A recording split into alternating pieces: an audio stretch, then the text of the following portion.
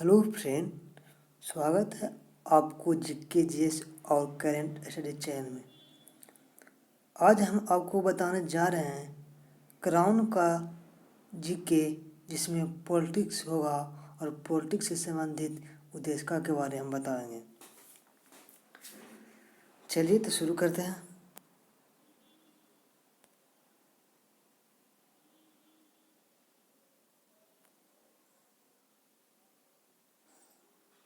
पहला क्वेश्चन है,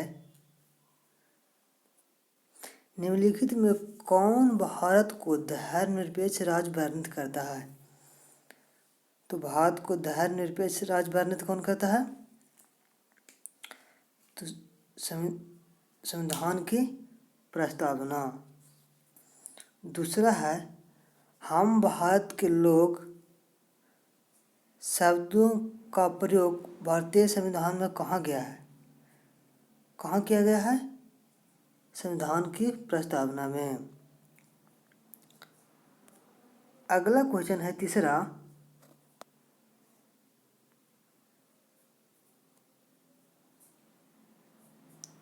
तीसरा, है भारत एक गणतंत्र है, इसका अर्थ क्या है? तो इसका अर्थ होता है भारत में वंशानुगत शासन नहीं है। कौन होगा? सी। अगला क्वेश्चन है चौथा,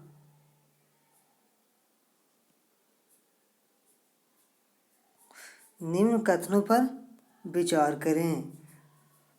निम्न कथनों पर विचार करें कहे का मतलब इसको सजाना है, हमें प्रस्तावना में दिए गए शब्द के अनुसार सजाना है। पहला है समाजवादी, दूसरा है प्रजातांत्रिक, तीसरा है सार्वभौमिक और चौथा है धर्मनिरपेक्ष। तो कैसे सजाएंगे? पहला हो जाएगा सार्वभौमिक, दूसरा हो जाएगा समाजवादी, सार्वभौमिक समाजवादी,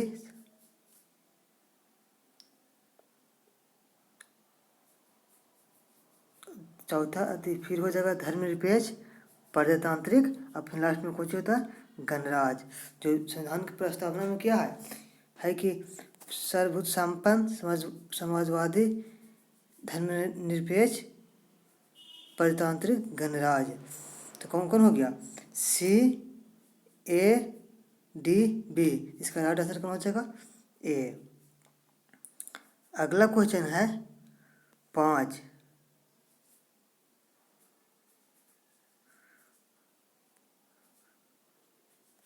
में है, हम भारत के लोग भारत को संपूर्ण प्रभुत्व संपन्न, समाजवादी, पंथनिरपेक्ष, लोकतंत्रात्मक गणराज्य बनाने के लिए तथा उसके समस्त नागरिकों को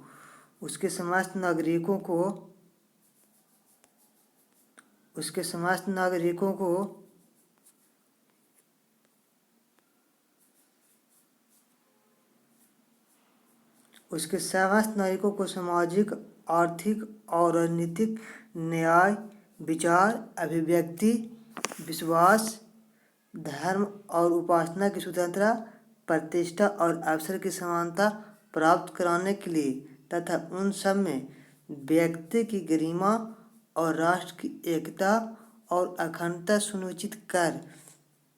सुनिश्चित करने वाली बंधुता बढ़ाने के लिए दृढ़ संकल्प होकर अपने इस संविधान में आज यानी 26 नवंबर 1949 को एतद द्वारा इस संविधान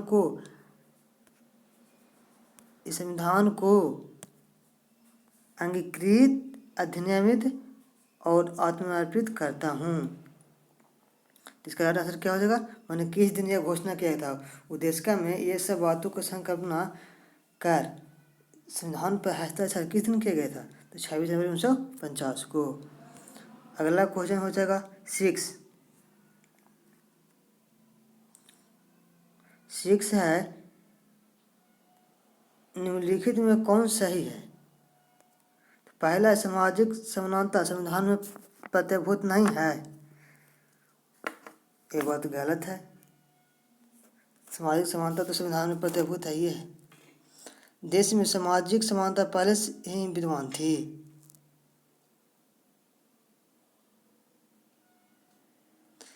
देश में सामाजिक समानता पहले से विद्यमान थी।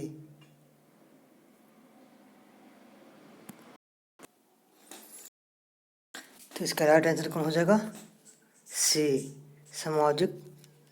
सामाजिक समानता संविधान में प्रतिभूत है। अगला क्वेश्चन है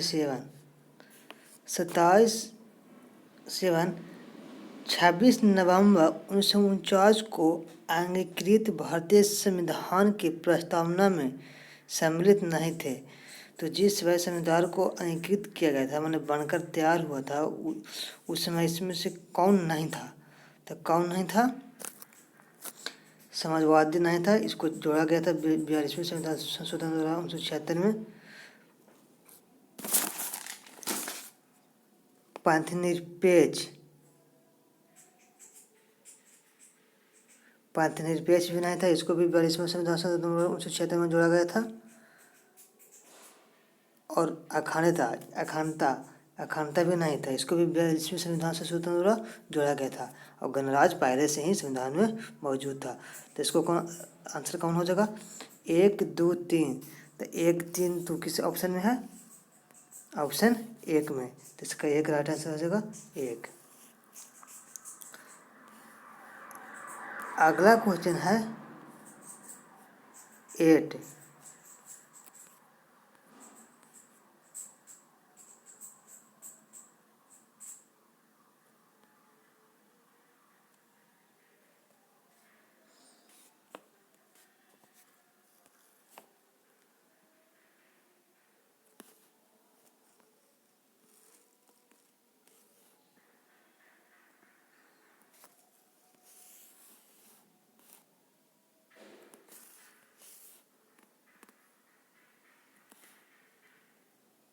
क्वेश्चन नंबर 8 हो जाएगा, भारतीय संविधान की प्रस्तावना में निम्नलिखित में से किस स्वतंत्रता का वर्णन नहीं है? तो भारतीय संविधान की प्रस्तावना में किस स्वतंत्रता का वर्णन नहीं है? विचार की स्वतंत्रता है, विचार प्रकट करने की स्वतंत्रता भी है, और विश्वास की स्वतंत्रता है। तो आर्थिक स्वतंत्रता नहीं है, आर्थिक न्याय का वर्णन है। अगला क्वेश्चन है 9। भारतीय संविधान की प्रस्तावना में जिन आदर्शों एवं उद्देश्यों की रूपरेखा दी गई है उनकी व्याख्या की गई है। मतलब उनकी व्याख्या कहाँ किया गया है? तो कहाँ किया गया है? मूल अधिकारों, राज्य की नीति निर्देशक सिद्धांतों एवं मौलिक कर्तव्यों में। राइट आंसर कौन हो जाएगा? सी। अगला क्वेश्चन है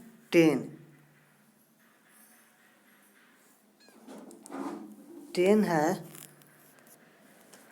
भारतीय गणतंत्र की 26 जनवरी 1950 को सही संवैधानिक वस्तु स्थिति क्या थी जब संविधान लागू किया गया था?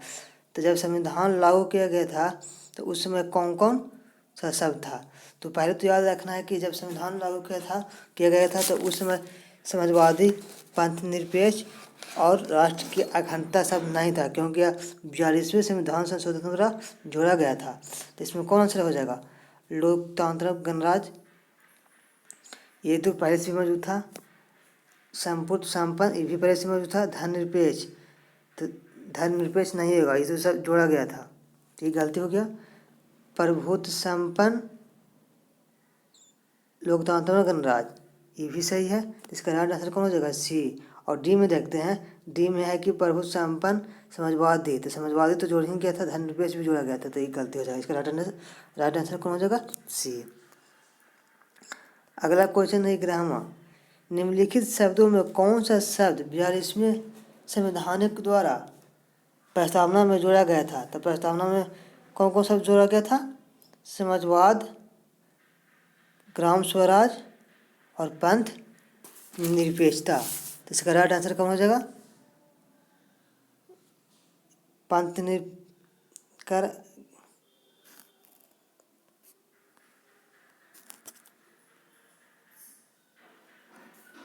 निम्नलिखित शब्दों में कौन से शब्द 42वें संविधानिक द्वारा प्रस्तावना में जोड़े गए थे? तो प्रस्तावना में कौन कौन शब्द जोड़ा गया था?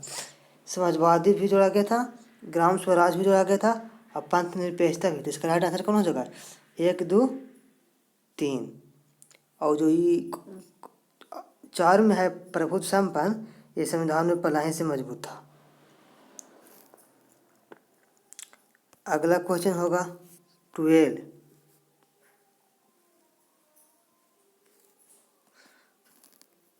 है निम्नलिखित में कौन एक भारतीय संविधान के उद्देश्यों को प्रतिबिंबित करता है?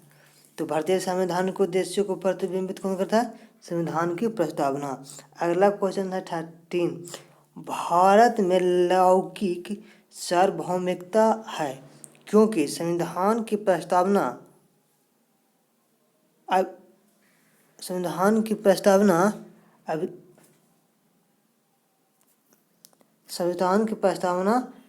आरंभ होती है।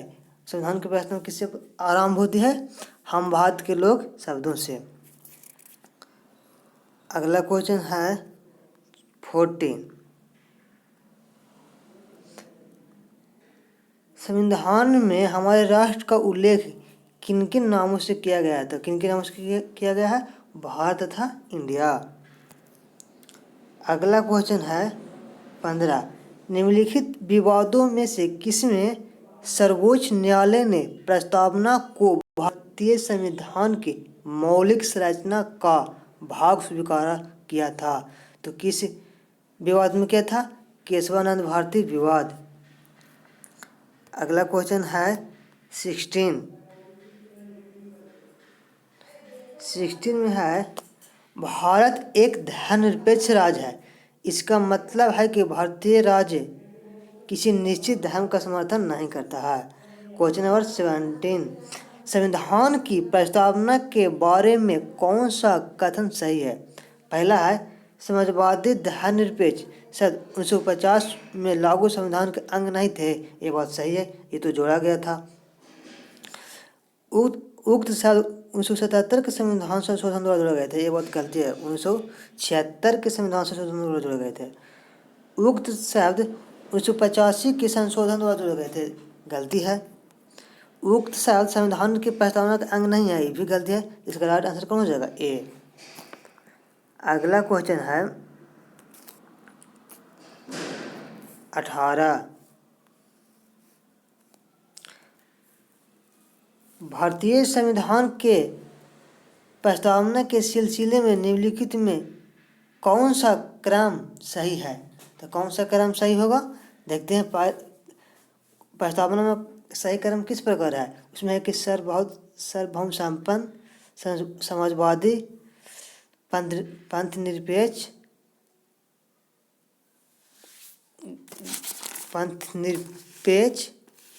लोकतंत्रात्मक गणराज्य है।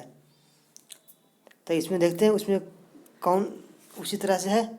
इसमें पहला गणतंत्र तो खत्म हो गया। सर्वोच्च संपन्न, समाजवादी, यहाँ तक तो ठीक है, लेकिन जनवादी सबसे लास्ट में है, खत्म हो गया। अगला ऑप्शन में देखते हैं।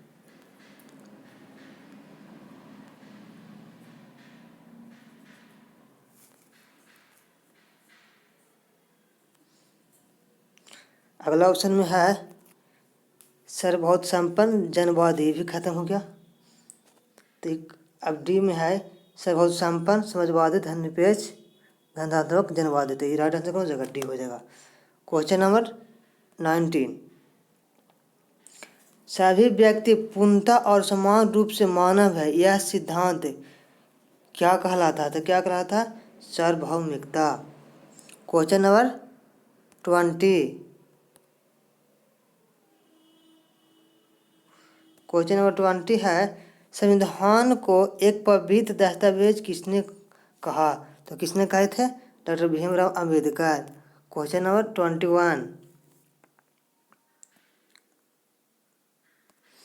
21 में भारत के संविधान के आमुख का लक्ष्य उसके सभी नागरिकों को सुनिश्चित करना था। क्या सुनिश्चित करना है? सामाजिक और आर्थिक न्याय, ये बात सही है। विचार तथा अभिव्यक्ति की स्वतंत्रता, ये भी सही है। अवसर की समानता, ये भी सही है। व्यक्ति की प्रतिष्ठा, ये भी सही है। तो इसका राइट आंसर कौन होगा? सभी। अगला क्वेश्चन है 22। भारतीय संविधान की प्रस्तावना में भारत को किस रूप में वर्णन किया गया है। तो किस रूप में वर्णन किया गया है? एक सार्वभौम समाजवादी धर्मनिरपेक्ष प्रजातांत्रिक गणराज्य। तो कौन सा हो जाएगा? इसका सी राइट आंसर हो जाएगा। अगला क्वेश्चन है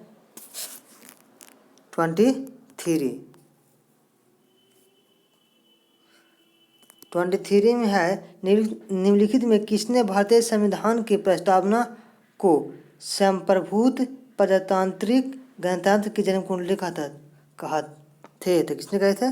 के.एम. मुंशी। अगला क्वेश्चन है 24, समाजवादी सब उद्देश्य में जोड़ा गया था 42वें संविधान संशोधन द्वारा। अगला क्वेश्चन है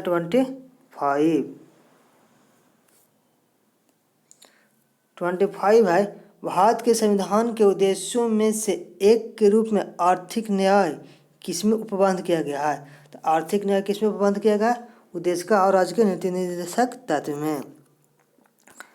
अगला क्वेश्चन है 26, निम्नलिखित में से कौन सा शब्द भारत के संविधान की उद्देशिका में नहीं है? तो उद्देशिका में कौन नहीं है? समाजवादी है ये, पंथनिरपेक्ष है ये, प्रभुत्व संपन्न है ये। तो कौन है? लोक कल्याण नहीं है। इसका राइट आंसर कौन हो जाएगा? डी। अगला क्वेश्चन है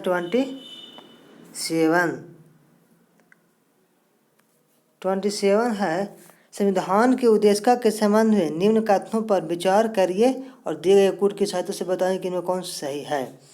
तो पहला है, नेहरू द्वारा प्रस्तुत ऑब्जेक्टिव प्रस्ताव अंतोगतवा उद्देशिका बना। ये बात सही है। इसकी प्रकृति न्याय नहीं है, तो ये भी बात सही है। इसका संविधान संशोधन नहीं किया जा सकता, ये बात गलती है। उद्देशिका में संशोधन किया जा सकता है। चौथा, संविधान के विशिष्ट प्रावधानों को यह रद्द नहीं कर सकते, ये बात सही है। तो इसका राइट आंसर कौन हो जाएगा? 1, 2, 4, 20 का राइट आंसर हो जाएगा। अगला क्वेश्चन है 28, भारत के संविधान की उद्देशिका में कितने प्रकार के न्याय का वर्णन किया गया है? तो कितने प्रकार के न्याय हैं? 3 प्रकार के। कौन कौन? सामाजिक न्याय, आर्थिक न्याय और राजनीतिक न्याय। अगला क्वेश्चन है 29,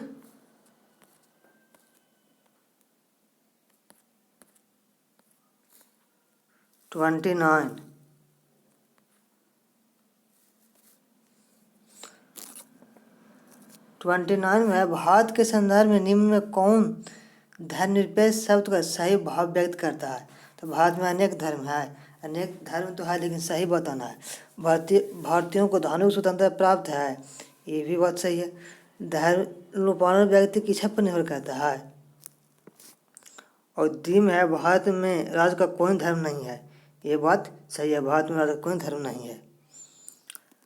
क्वेश्चन नंबर 30, भारतीय संविधान के उद्देशिका में संशोधन किया गया था। तो किस संविधान संशोधन द्वारा? 42वें संशोधन द्वारा 1976 में। इसका राइट आंसर कौन हो जाएगा? सी राइट आंसर हो जाएगा।